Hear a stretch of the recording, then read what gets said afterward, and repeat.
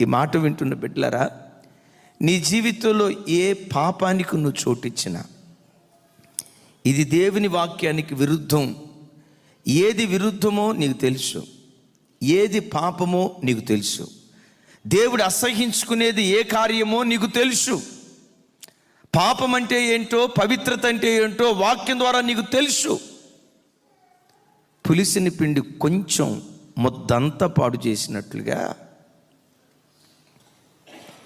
బొక్కావాని తైలములో చచ్చిన ఈగలు కొన్ని పడితే తైలమంతా కంపు కొట్టుకొని పోయినట్లుగా నీ జీవితంలో చోటు చేసుకునే ఆ పాపపు బేసమే ఆత్మలో నువ్వు చనిపోవటానికి కారణమవుతుంది.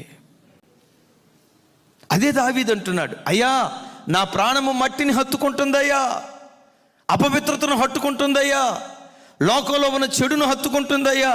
అలా హత్తుకోవటాన్ని బట్టి నేను ఆత్మలో చనిపోయాను, కాబట్టి నన్ను మరలా బ్రతికించవా అని అడుగుతున్నాడు.